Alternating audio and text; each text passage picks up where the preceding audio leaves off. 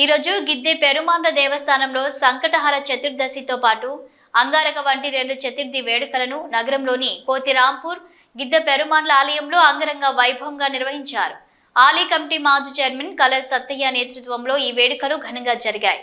ఈ వేడుకలలో పురాణం నాగేశ్వర ఆధ్వర్యంలో గ్రామక శర్మ పూజారి బ్రహ్మాండంగా 1,00,000 గరకతో కుంభాభిషేకాలు జరిపించారు. భక్తులు అధిక సంఖ్యలో స్వామివారికి మొక్కులు తీర్చుకున్నారు.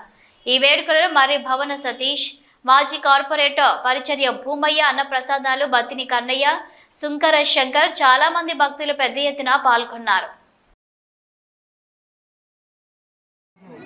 అంగారక చతుర్థి సందర్భంగా మన గిద్దెపెరుమాళ్ స్వామి దేవాలయంలో ప్రతి అంగారక చతుర్థికి ఏదో రకంగా విశేషమైనటువంటి సందర్భంలో ఈసారి 1,00,000 దూర్వార్చన అనేటువంటి కార్యక్రమాన్ని భక్తుల యొక్క సహకారంతో ఈ కార్యక్రమాన్ని చేశాము.